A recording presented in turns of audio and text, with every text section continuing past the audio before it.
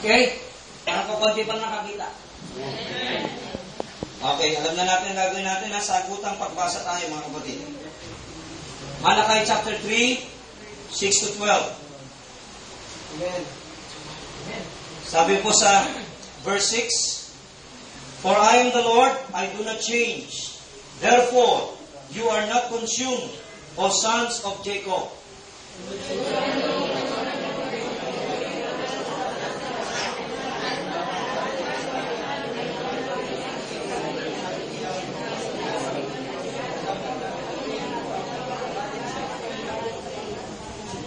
Will a man rob God? Yet you have robbed me. But you say, in what way we have robbed you? Then bring all the tithes into the storehouse, that there may be food in my house. And try me now in this, says the Lord of hosts, if I will not open for you the windows of heaven, and pour out for you such blessing, that there will be no room enough to receive it. And all nations will call you blessed, for you will be a delightful land, says the Lord of hosts. Ay po'y manalangin. I believe, brothers and sisters, nobody in this world who do not want to prosper.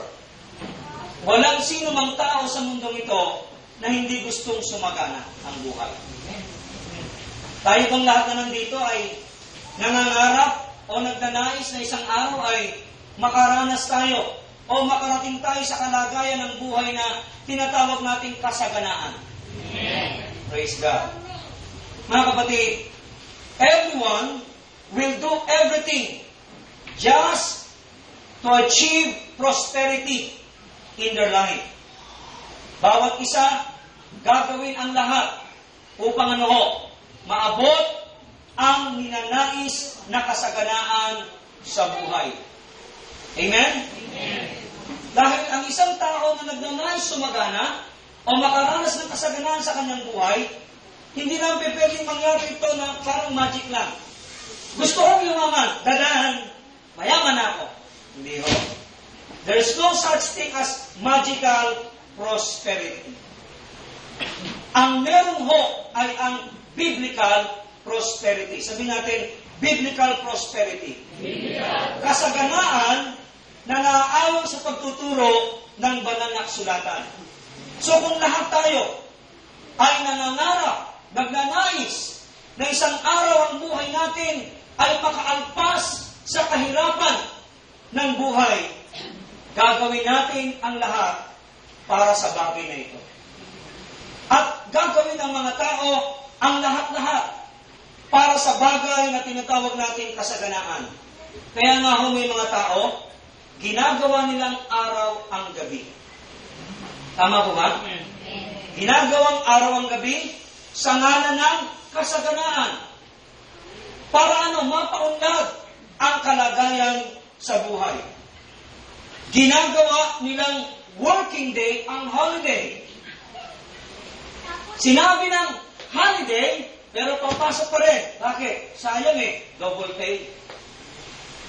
Para kahit papaano ay maiangat ang buhay sa kasaganaan. Ginagawa ng mga tao na ang sarili nila ay multitasking. Sabihin natin lahat, multitasking. Yung bang hindi lang isa yung trabaho, kundi meron pa silang ibang trabaho na ginagawa.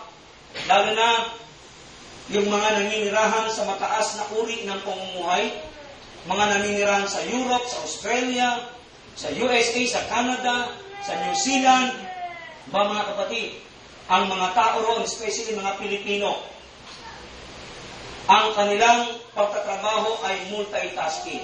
Hindi pwedeng isa lang ang trabaho mo doon. Why? Sa kagustuhan maraming income. Magkaroon ng maraming kita. Para mapaunlad, mapasagana ang buhay. At minsan tayo rin dito, tinatawag natin kayod, marino, kayod, kalabaw. Wala naman tayong tinatawag na kayod kabayo, di ba? Sipang kabayo, meron. Pero kayod kabayo, wala. And also, mga kapatid, sa ngalan ng tinatawag na kasaganaan na gustong maranasan ng maraming tao sa buhay, ginagawa nila na pasuki kahit na ang mga masamang trabaho. Kahit mga instant money, kahit sa paraang masama, kahit sa paraang mapanganib. Di ba alam naman natin na masama magbenta ng droga. Pero ang dami nagbibenta. Bakit? Well, pag nakalusot, instant pera eh. Kaya lang, pag nahuli, instant din ang buhay mo. Hello? Nanguhonda, pumapatay. Ano pa? Prostitute. Kahit sa halagang 50 pesos, talo-talo na. Minsan nga, kahit sa isang kilong bigas. Napanood kayo sa TV, sa Jessica Soho. Isang kilong bigas sa parting Bicol. Sa lugar ng isang parte sa Bicol na isang kilong bigas na. Okay na. No? Basta mairaos ang kain. You see, sa ngalan ng kasaganaan, ginagawa ng maraming tao lahat-lahat ng bagay, lahat-lahat ng paraan, para maabot nila ito, marating nila ito, maranasan nila ito sa kanilang mga buhay. Just for the sake of what we call prosperity, which is the dream of everyone, regardless of social status in life. Mga kapatid, hindi lang po ang mga mahihirap ang nangangarap na sumagana sa buhay. Amen? Amen? Kahit po ang mga mayayaman ay gusto pa rin yumaman. Gusto pa rin dumami ang kanilang kayamanan, sumagana ang kanilang mga buhay. Alam niyo sa ngalan ng tinatawag na masaganang buhay, sa ngalan ng tinatawag na pagunlad ng buhay, kasaganaan ng buhay, ang mga mahihirap, gustong-gustong maging mayaman. Meron ba rito ayaw yumaman? Pakitaas na ang kamay. Sino rito yung gustong yumaman? Taas po ang kamay. No? Ipakita nyo kay Lord yan. Baka gagawin ng Diyos sa inyo. Sino yung gustong yumaman? Siyempre, of course. At hindi lamang po ang mga mahihirap. Bagamat, mas marami sa mga mahihirap na tao, gusto nilang yumaman. Pero mind this, kahit ang mga mayayaman ay lalo pang gustong magpakayaman. Kahit na kahit na isabotahin nila ang negosyo ng iba, kahit na maapakan nila ang kanilang mga business partner, para sa ngalan ng prosperity, sa ngalan ng kasaganaan. Now listen, brothers and sisters, there is nothing wrong if we want our life to prosper. Walang masama kung gusto mong sumagana ang buhay mo. Sabihin mo sa katabi mo, hindi masama na yumamang ka.